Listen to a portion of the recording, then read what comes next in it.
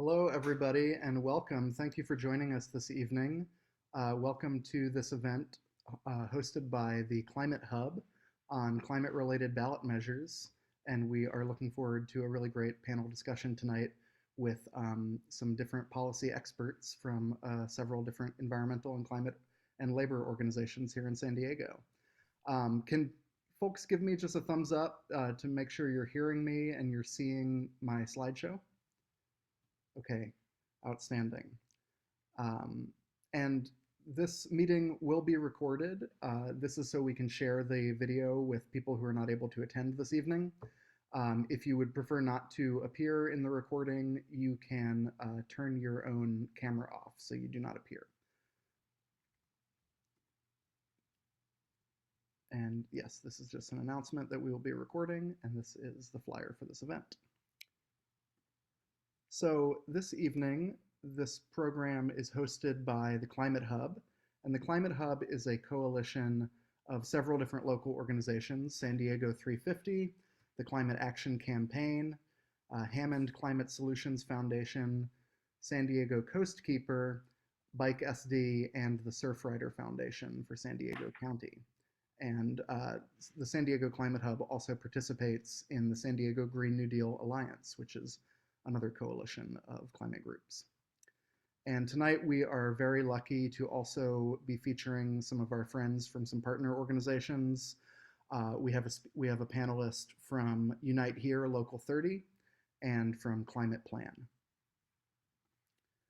So this evening, our panel features Lucero Sanchez, who's the campaign's manager for San Diego Coastkeeper, Mikey Knabb, the director of policy for the Climate Action Campaign, Rick Bates, the Director of Policy for Unite Here Local 30, Danielle Wilkerson, the Justice and Equity Coordinator with San Diego 350, Sandy Naranjo, the Policy Advocate for Climate Plan, and Stephen Gelb, the Transportation Team Co-Chair with San Diego 350. And this evening's panel will be moderated by Denica Tamayo, who is the Legislative Team Co-Chair with San Diego 350. And at this point, I would like to hand it over to Denica, who will introduce our first panelist.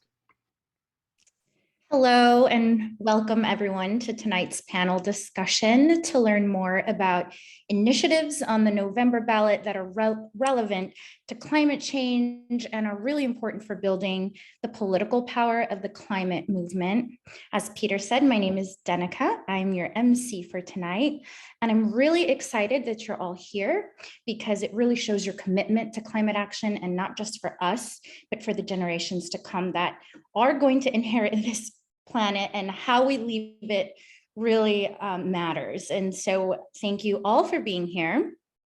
I am excited to introduce our first presenter, Lucero Sanchez. She is with Coastkeeper and will be talking to us about Measure B with the City of San Diego, which would amend the People's Ordinance. So Lucero will be talking to us more about what that means to support it. So I will go ahead and hand it over to you, Lucero. Thank you. Thank you. Hi, everyone. It's nice to be here and happy to be presenting on this.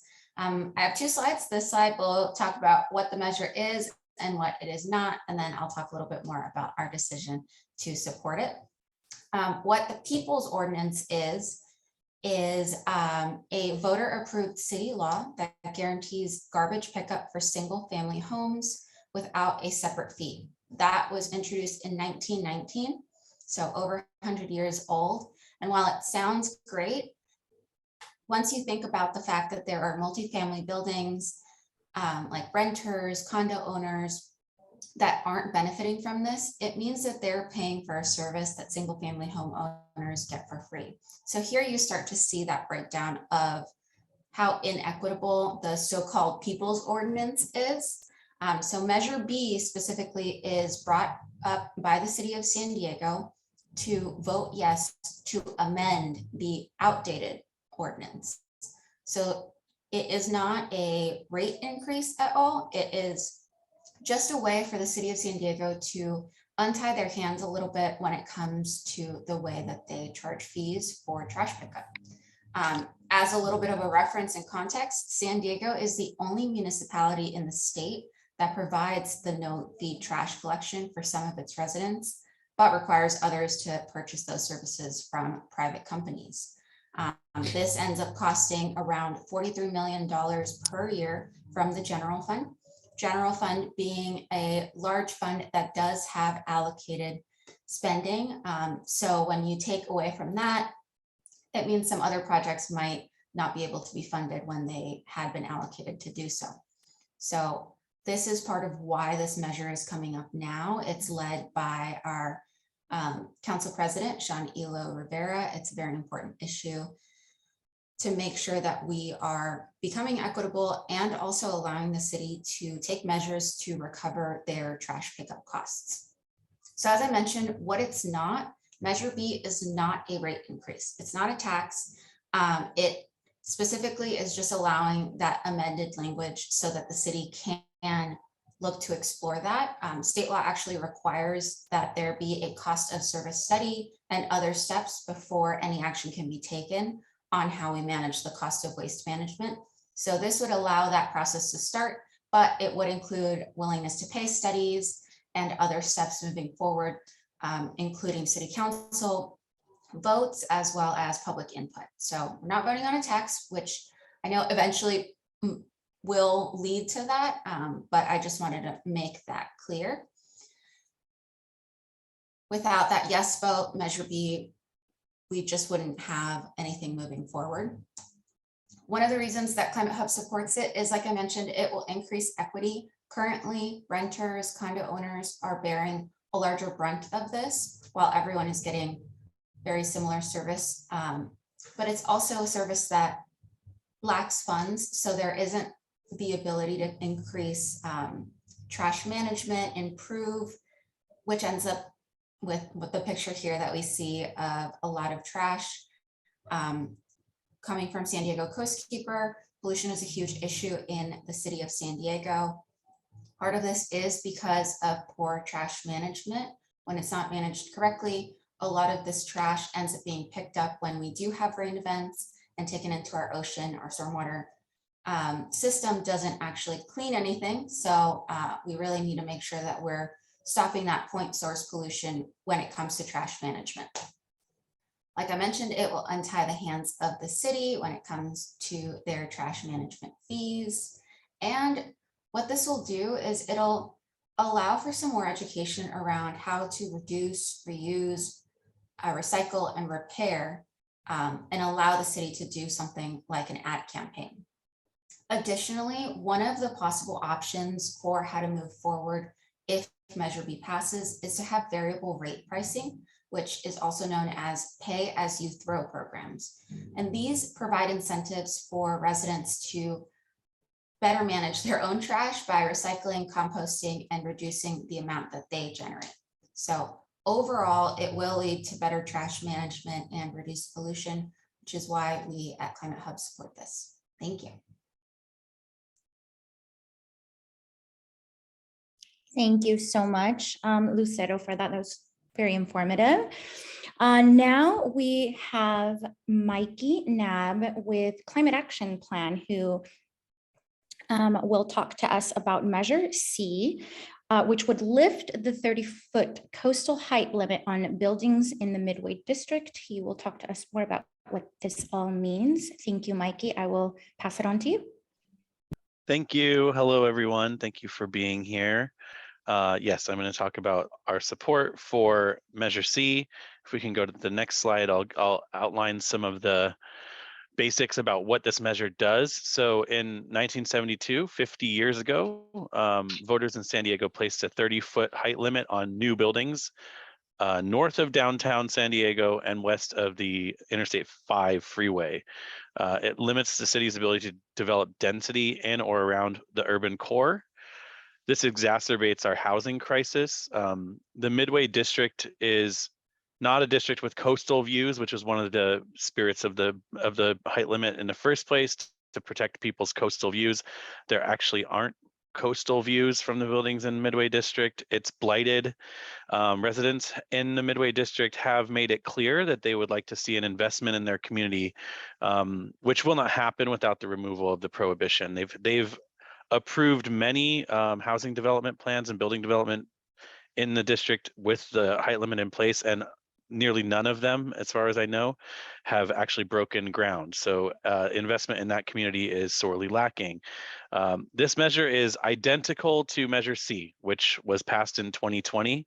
That was passed by the voters, but then was challenged in court because of insufficient environmental review. The proponents of the measure have gone through further environmental review and now have put the measure back on the ballot to avoid legal challenges. If we can go to the next slide, I can tell you why I think we should support it. We have to add the housing density in our urban core as quickly as possible to address the housing crisis. If we limit housing in this urban core area, where the jobs and transit are, it encourages development further out into sprawl areas, increasing VMT, increasing GHG and particulate matter. So this is an emissions strategy as well as a housing strategy. As I mentioned, the Midway District has no coastal views. It is beset by strip malls and strip clubs. It has car-centric infrastructure, which maintains our reliance on cars, exacerbating greenhouse gas emissions and particulate matter. And this is one of the very few times that a community planning group is asking for more density, and that should be celebrated and supported. So for all those reasons, I believe that ClimateHub and everyone who follows us should support Measure C. Thank you. Thank you so much, Mikey. I know that ballots are starting to get mailed out, so this is incredibly helpful information. Next up, we have Rick Bates with Unite Here. His presentation is on Measure D. This measure would allow the city to use project labor agreements for construction projects and to be eligible for state funding and financial assistance. So thank you, Rick. I will pass it on to you. All right, thank you. Yes, my name is Rick Bates. I do policy and politics for Unite Here Local 30, and I'm here to talk about Measure D and why we should be voting yes on that. Simply put, Measure D repeals a ban on using project labor agreements for public works projects in the city of San Diego. Back in 2012, the San Diego City Council was strongly controlled by Republicans and Carl DeMaio, and they worked together to cobble together and push through a change in the municipal code that banned project labor agreements. So why is this important to San Diegans? Why should we care? Quite simply, the reason is because this ban actually violates state law. And as a result, it puts San Diego at risk of losing state infrastructure funding. And what I'd like to do really quickly is just read a section of the state law. It's California Contract Code, Public Contract Code, site 2503. And it says, if a charter provision, initiative, or ordinance of a charter city prohibits, limits, or constrains in any way the governing board's authority or discretion to adopt, require, or utilize a project labor agreement for some or all of the construction projects to be awarded by the city, then state funding or financial assistance shall not be used to support any construction projects awarded by the city. So it's pretty straightforward what the state law is. It's pretty clear. So now what does that mean, like from a practical standpoint? Because, you know, in 2022, San Diego received $123 million in state funds to fix, you know, streets, infrastructure, parks, things in our neighborhoods. Well, we got that money, but the fact is that that funding, it could be cut off at any time. And all we have to do is look at Pure Water, the project for making water drinkable. That's and to recycle and to clean it, and essentially it's something for us to consider because we all been hearing about the drought, the ongoing drought. Lake Mead, I think, is a major source of our water supply, and it is vanishing. It's not coming back, And so the last thing we need to do is to lose state funding for projects like securing our water. But that's exactly what happened with Pure Water. In fact, in 2018, contractors sued the city, claiming that apprenticeship requirements in the Pure Water contract violated the PLA ban in the city of San Diego. And so what happened is California, they froze funding. They froze it for 18 months, actually. And the only thing that fixed it was our mayor, Todd Gloria, who at the time was an assemblyman. He ran a piece of legislation that was able to remedy that. But during that 18-month period of time, the cost for the Pure Water project escalated by about $130 million. And so that's got to come out of somewhere, and eventually it'll come out of the taxpayers. So this sort of funding, this state funding, it's critical for our climate goals, because if for whatever reason we are getting state infrastructure dollars and a contractor decides to, sue again, and then California cuts off the money, where are we going to get money for infrastructure projects? Do you think it'll be climate related infrastructure, or do you think it'll be roads that'll go away? It's highly likely that things like roads and stuff will continue, and our climate goals will probably take a back seat. Hope that's not the case, but anyhow, it's really important that this measure, that we vote yes, that we get it codified, and that we are compliant with the state laws. As a matter of fact, we're an outlier. San Diego is an outlier in this respect. Chula Vista uses project labor agreements. So yeah, I guess I'll just stop there. Thank you so much for that, Rick. It's really important for us to get these insights on what these measures do and don't do. So we really appreciate our panelists for this. Next up, we have Danielle Wilkerson with San Diego 350, which will talk to us more about State Proposition 1. As we know, with the overturn of Roe versus Wade, this has been a global conversation. So this proposition would amend the California Constitution to guarantee reproductive freedoms, including the right to an abortion and contraceptives. So thank you, Danielle. I will pass it on to you. Hi, y'all. Thank you so much for having me today. And I am very excited to talk to you all about this proposition. Can I get the next slide, please? So first of all, what is California Proposition 1? Danica did a great job summing it up. It amends the California Constitution to expressly include an individual's fundamental right to reproductive freedom, which includes the fundamental right to choose to have an abortion and the fundamental right to choose or refuse contraceptives. It was introduced to the ballot following the Supreme Court overturn of Roe v. Wade. This proposition ensures that these rights cannot be stripped away by shifting politics or a reinterpretation of the California Constitution's right to privacy. And now I want to talk to y'all a little bit more about why it's a climate issue or a climate activist issue. So why does the ClimateHub support this proposition? This is an issue climate activists should be concerned about because we are in the business of protecting fundamental rights. When a historically marginalized group is under attack, it is essential that we stand in solidarity and show support. As we've seen on the national level with Roe v. Wade, it doesn't just stop after one right is taken away. More and more freedoms come under attack, and it is a threat to our democracy and also our capacity to build political power for climate justice. So that is the textbook definition, right, of what this proposition is, why it's important. But I wanted to dive a little bit deeper into why reproductive rights, why the right to an abortion and the right to contraception are truly fundamental rights, because as we've seen on the national level, some don't view it as a fundamental right. After the Supreme Court overturned Roe v. Wade, we saw conservative states rush to restrict and outlaw abortions. This created an unsafe environment for people capable of pregnancy. We've seen horrendously dangerous situations arise as a result, including a 14-year-old incest victim being forced to cross state lines to terminate the pregnancy, and many others being forced to carry non-viable pregnancies to term, despite the dangers this presents for the pregnant person. But I want to go beyond these obviously atrocious examples of why abortions are necessary and life-saving.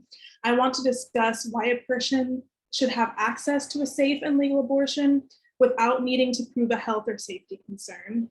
This is what I mean when I say a fundamental right.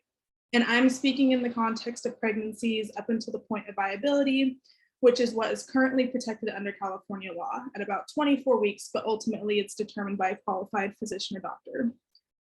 So for those of you who don't know me, I'm staff with San Diego 350. My name's Danielle. Hi, I'll introduce myself again.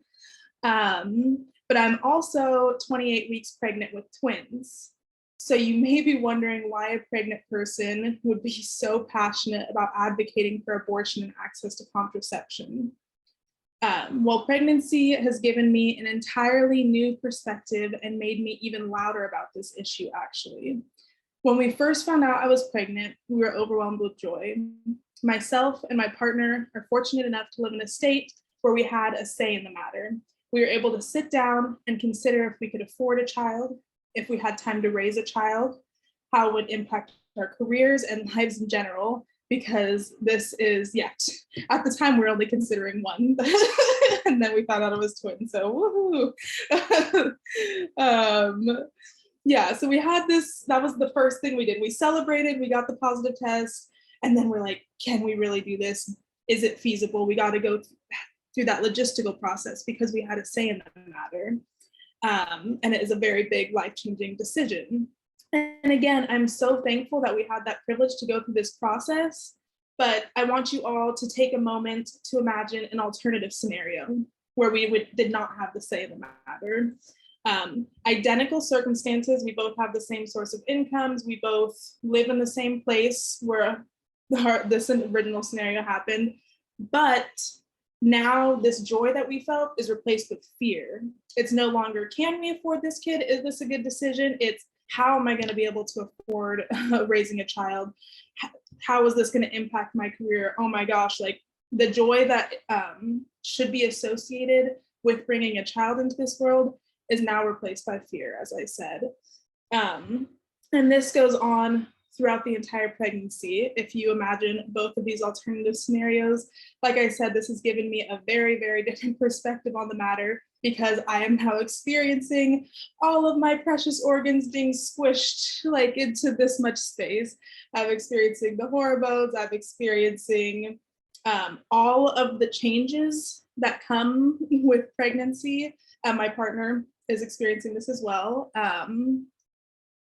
But I chose this. Now imagine that second scenario where someone is forced to go through all of these changes, all of these hormones, not to mention the part I haven't yet, the labor and delivery, and then actually raising a newborn and a child.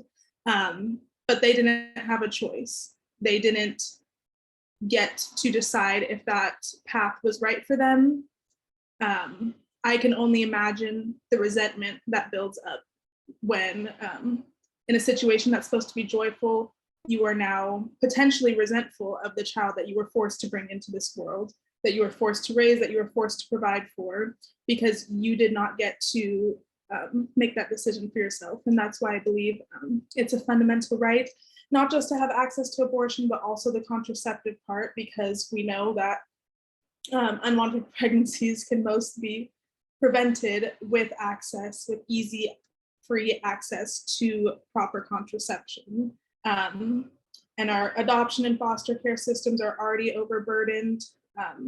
So yeah, these are all reasons I believe it is a fundamental right. Thank you all so much. Thank you so much, Danielle. And thank you for giving us a deeper understanding also from your perspective of what a yes would mean on this proposition.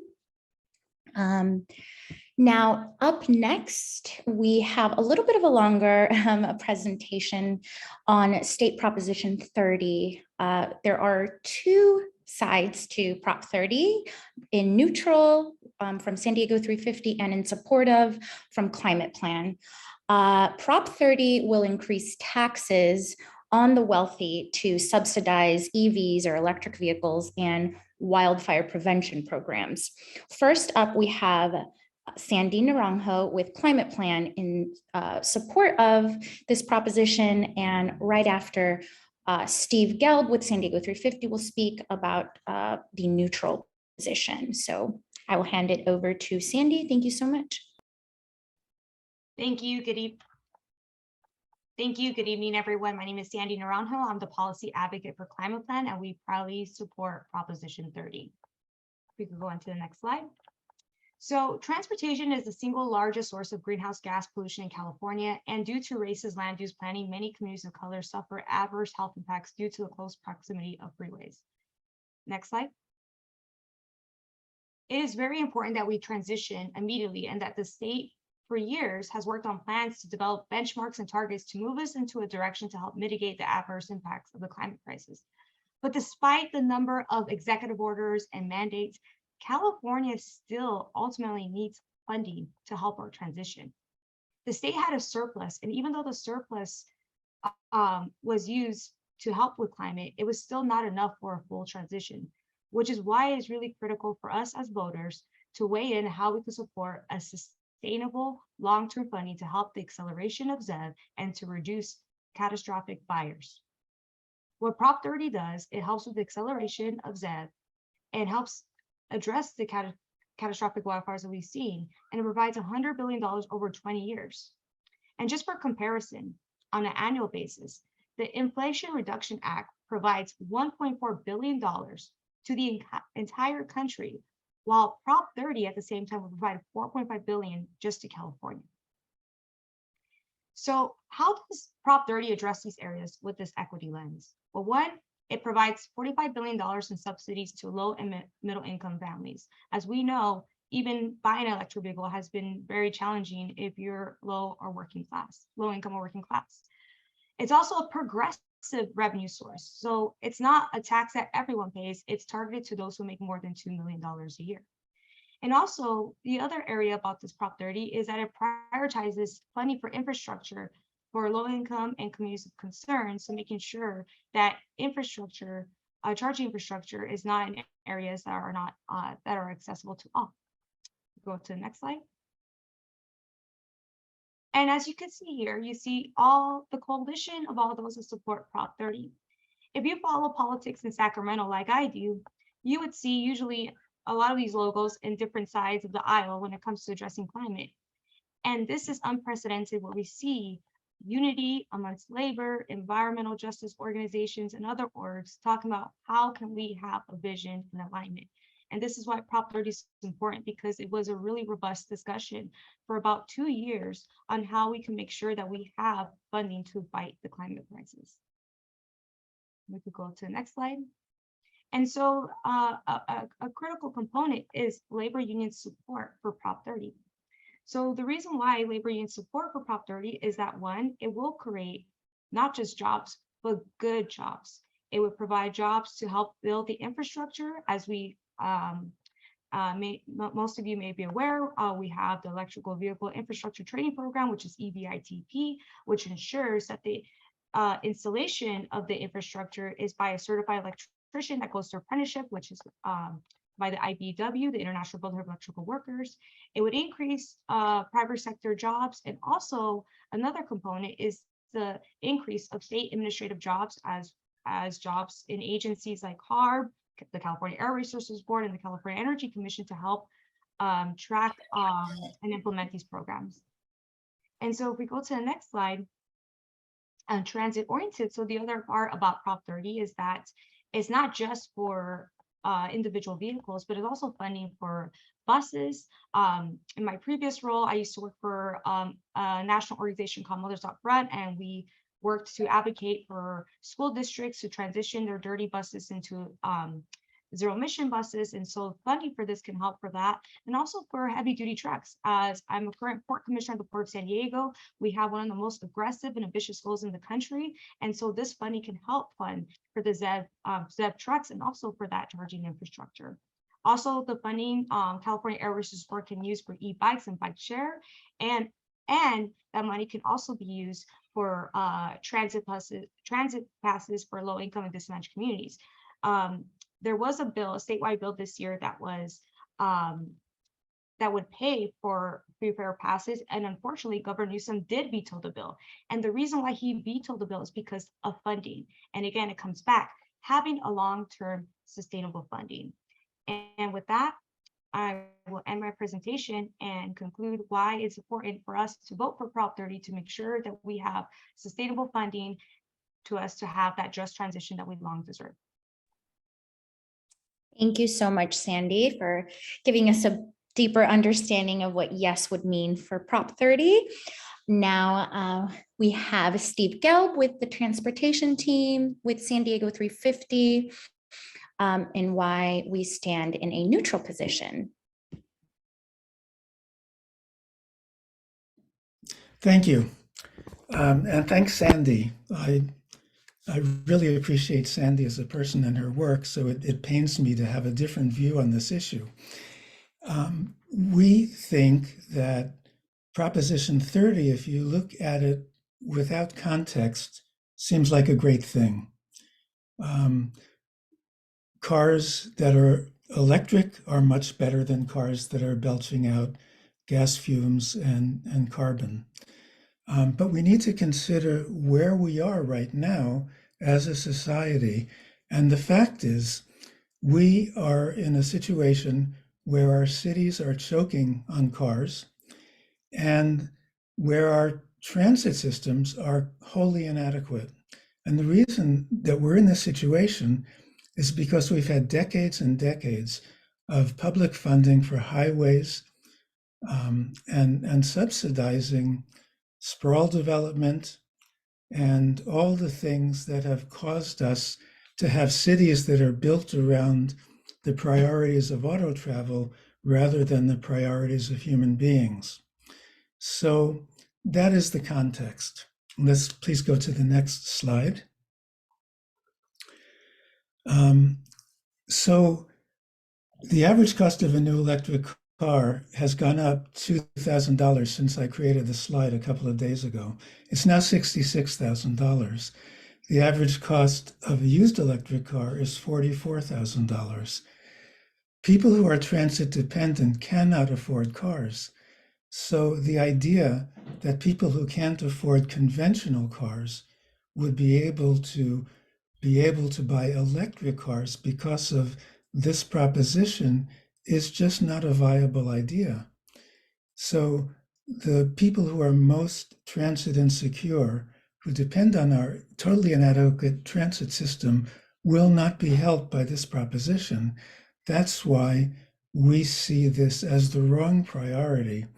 And again, the typical buyer of an electric car is a wealthy white man.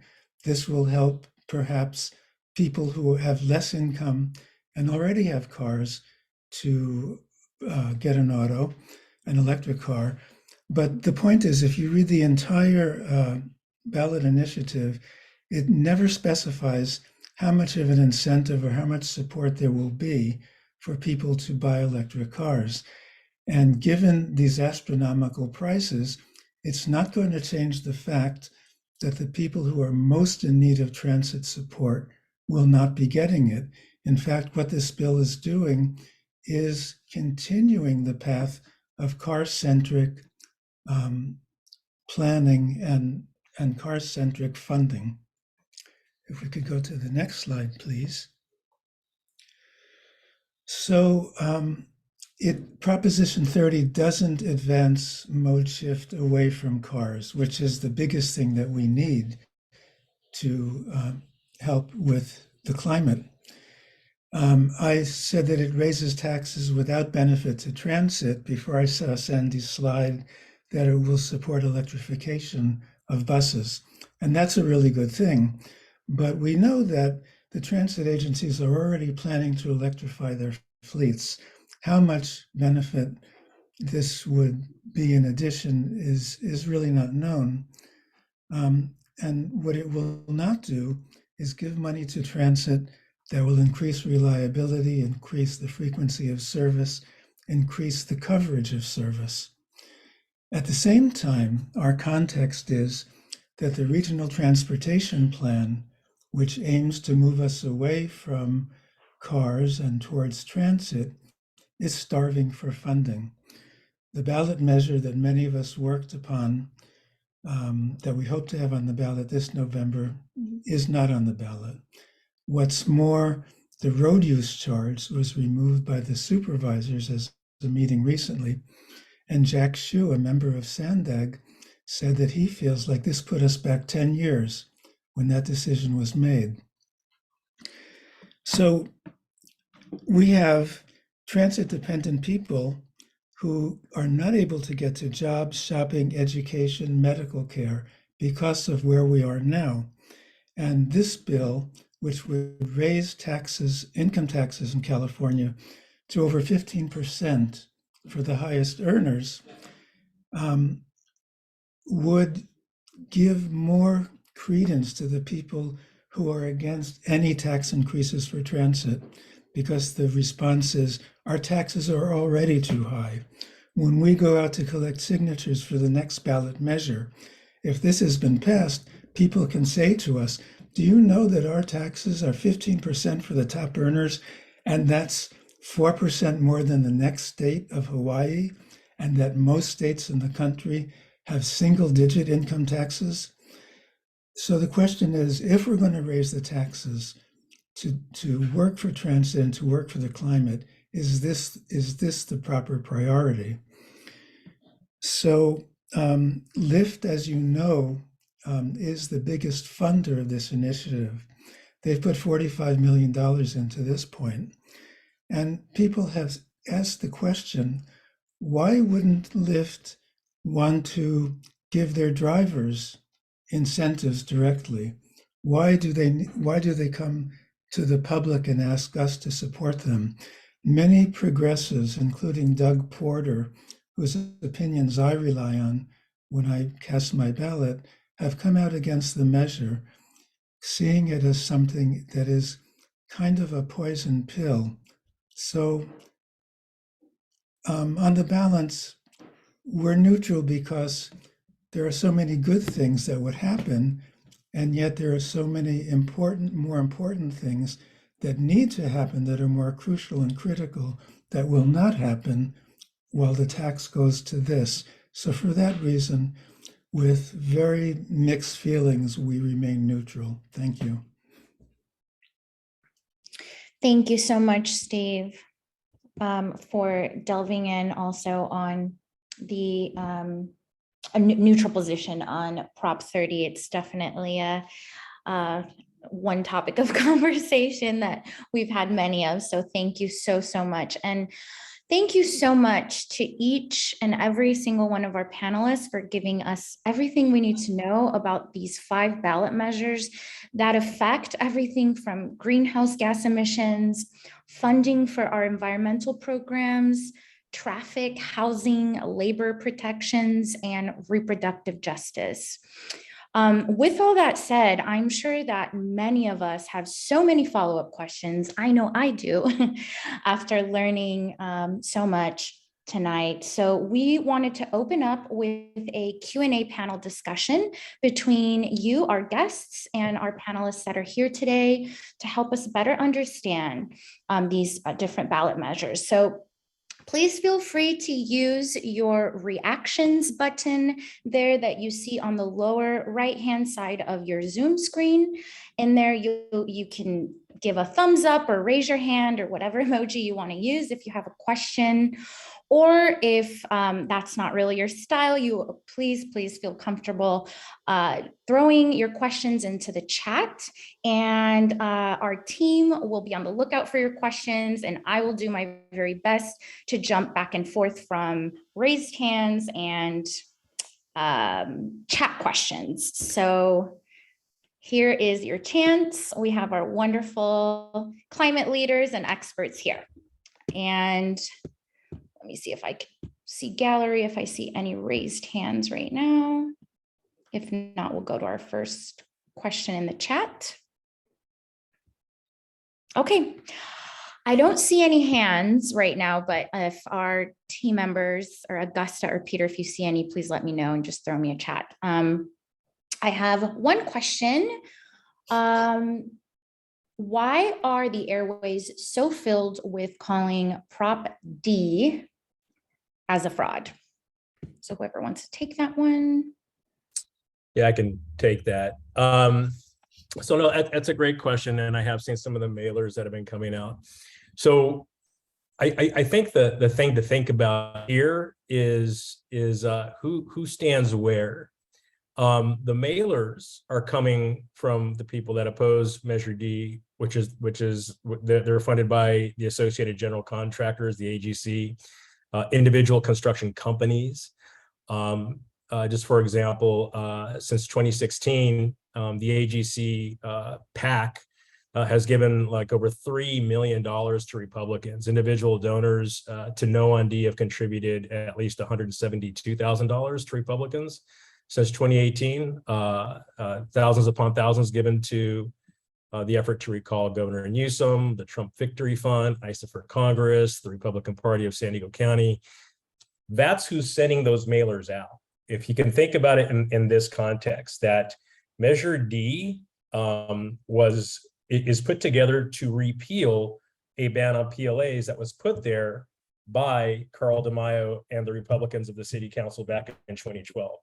Now we don't have that anymore, and San Diego is like I said before, is an outlier in this. Measure D helps us to secure our state dollars for public infrastructure projects.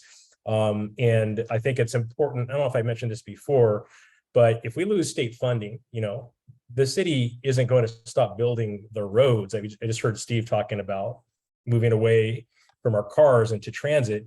It's going to scale back our climate projects. And so anyhow, I hope that sheds a little bit of light on the subject. But I read to you the state government code saying that if you preclude anybody, if you preclude a governing body, a decision-making body like a city council of a charter city from being able to use project labor agreements, then you can't use state funding.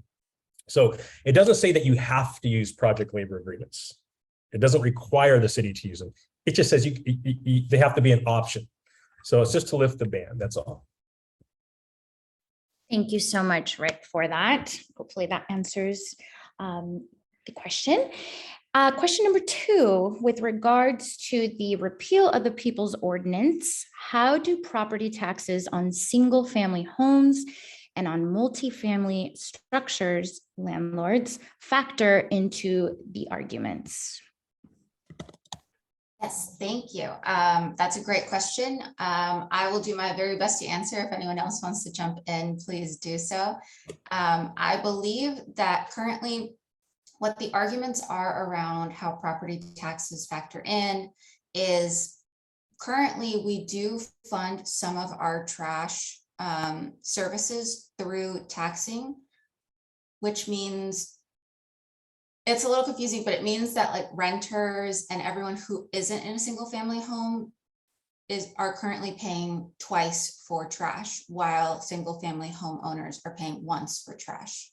While, we would love to lower rates on everything and, have us only pay for it one way or have it streamlined.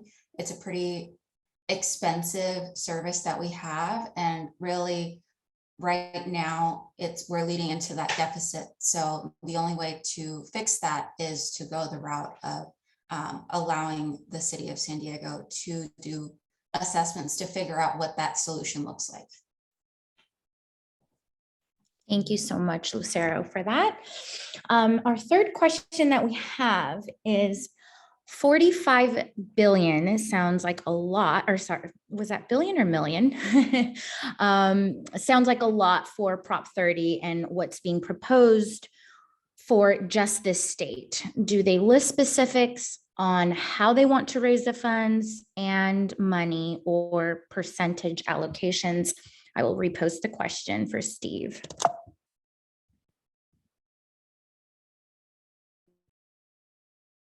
Thanks. The official figure that I saw from the California State Office that gives information on this is that it would raise between $3 and $5 billion per year, depending on, how incomes fluctuate in a given year.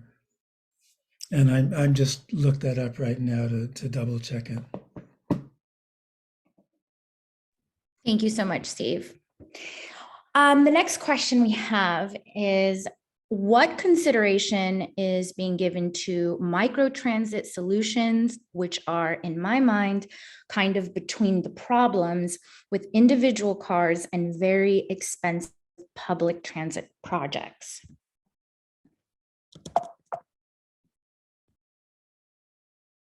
Steve, you want to take that one? No problem.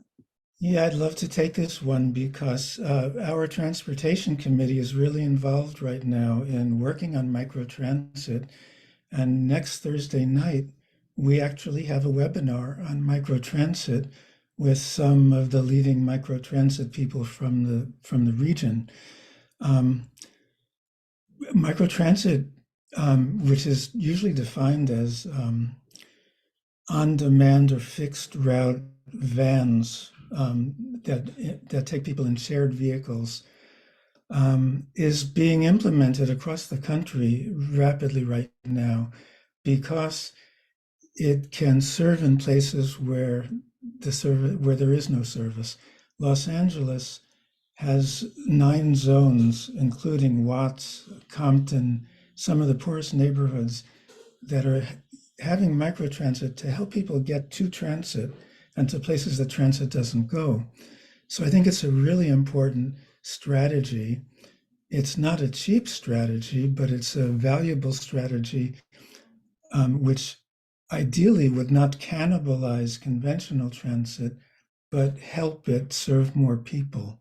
So I really hope that many of you will come to our webinar next Thursday, because microtransit is a fairly new concept. It was for me, and that webinar is going to be really spectacular. So please come. Wonderful. Thank you so much, Steve. And I'm so sorry, I missed your hand. Mitch Silverstein, I believe I see on the screen with your hand up. Feel free to ask our panelists your question.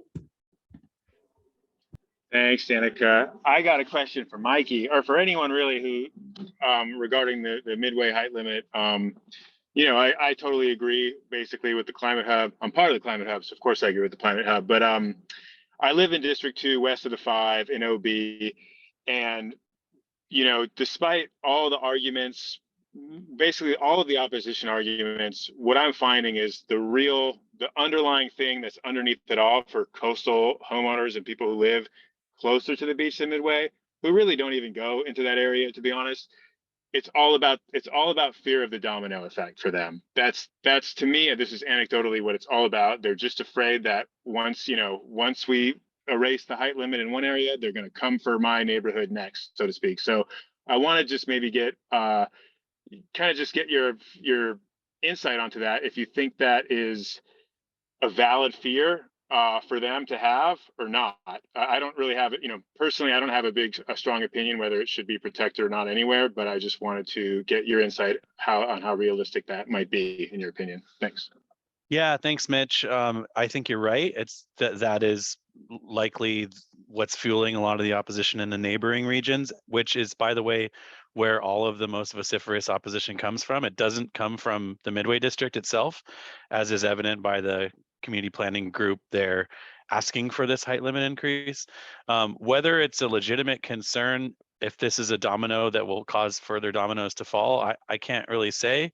I would say that if that's the case, it would still need to be voted on and put on the ballot. So there's a process for that. I think implicit in your point was that you don't know whether that domino falling would actually be a bad thing or not. I don't either. The good news is that for folks who live in those neighboring areas, that's not on the ballot right now. So yes, I guess I agree that that is the concern. Whether or not it's valid, I can't say.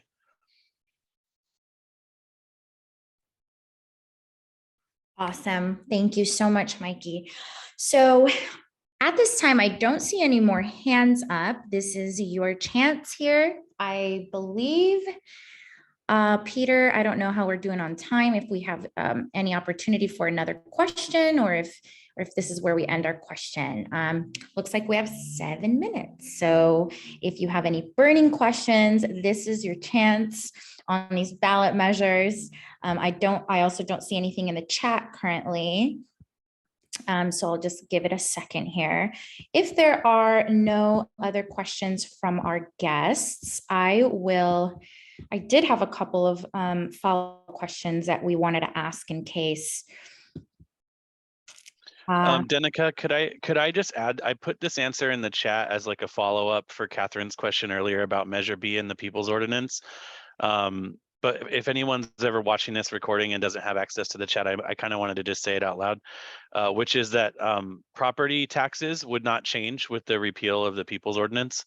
So the idea generally is that right now, waste removal from people in single family homes is paid for by the general fund. The general fund is funded by everybody's property taxes, including multifamily homeowners and multifamily unit building owners and business building property owners.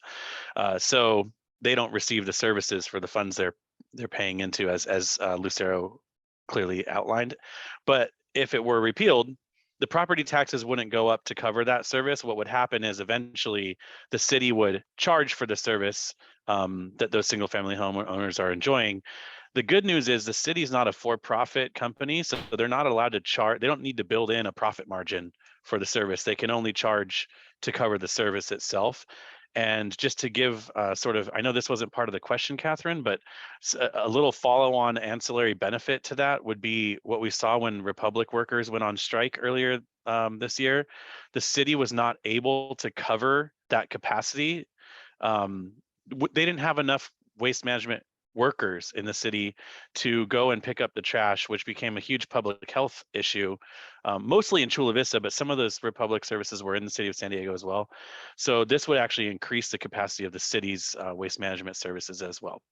And the estimates I've heard that the cost of those services for the city would be about $1 a day. So on average, about $30 a month for those services. So hopefully that's helpful. Super helpful, Mikey. Thank you so much for those insights also. A follow-up to that, actually, Catherine had a question. I still don't understand what a project labor agreement is. I don't either, Catherine, actually. She says, can someone go slower and explain it? Great question. Yes, I can do that. Happy to do that. So essentially a project labor agreement, it sets the terms for how a construction project happens. It includes the wages that are to be paid, what kind of benefits there will be, and how much money goes into those benefits. It includes workplace safety rules. And basically what it does is it holds the contractor accountable to the city. It's there in an agreement. It's all outlined. And there actually have been there have been multiple studies, particularly here in California, New York, and in Utah, other locations that have proven or have shown that project labor agreements actually keep the projects on time and on budget without reducing the number, of bidders or increasing costs. And they're just used all across the place. One of the best things I think about project labor agreements is that it prioritizes local hiring, and the San Diego Unified School District's project labor agreement has been a great example of that. It increased local hiring, especially in like target, like high poverty zip codes and among target populations, like formerly incarcerated folks experiencing homelessness, foster youth, single parents and things like that. But without a project labor agreement, there is nothing there to keep the contractor accountable to anything, really. So, and yeah, does that answer your question more or less? Wonderful. Yes, thank you. That was helpful. Okay. Wonderful. Thank you so much, Rick. Thank you. once again to each and every one of our panelists and our guests for showing up, being here, being committed to climate action and caring, especially with these 5 ballot measures that I'm sure could be so confusing. I know for me at least, to hear and see so many positions. And this was so incredibly insightful, especially with all of our different climate leaders who are experts in their field. So thank you again so much. Right now, I'm going to pass it on to Peter, who's going to help us conclude this wonderful event that was put together by our team and our allies, our partners. Thank you again, all. It's been a pleasure emceeing this event tonight and a pleasure spending time with you all tonight. Thank you so much. Thank you so much, Danica, and all of our panelists. If everyone wants to find their reaction button and give a little applause reaction, that's what I did. Let's show our appreciation for these very insightful and informative presentations and great discussion, and thank all of our audience members for the great questions. And that concludes our event this evening. Thank you all so much for attending.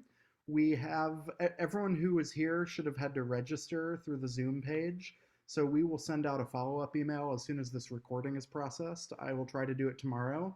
If it doesn't happen tomorrow, it'll happen on Monday. We will also send out a PDF of San Diego 350's ballot measure recommendations, and we have a general how to vote guide as well. You can always email me, Peter at sandiego350.org for any more information, or if you don't see the follow-up email and you want to touch base, I'm always available. And then we just ask that you share the recording and the handouts with anyone you think might be interested, and make sure you get out and vote.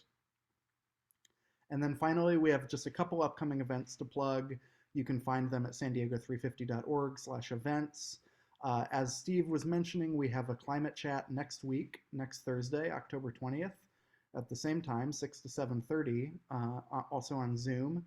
And we'll be hearing from some local regional planners talking about microtransit, which is an innovative new solution for transportation equity and environmental justice. And then we are having a volunteer appreciation party for the planet. We're having an Allison in Wonderland themed tea party at Balboa Park on December 3rd. So please come out and bring your friends and family to that. And with that, we will conclude our event and let everyone go about their evening. So thank you so much for joining us today, and look out for future events from San Diego 350 and our Climate Hub partners. Thank you. Thank you all. Have a great night. Thank you.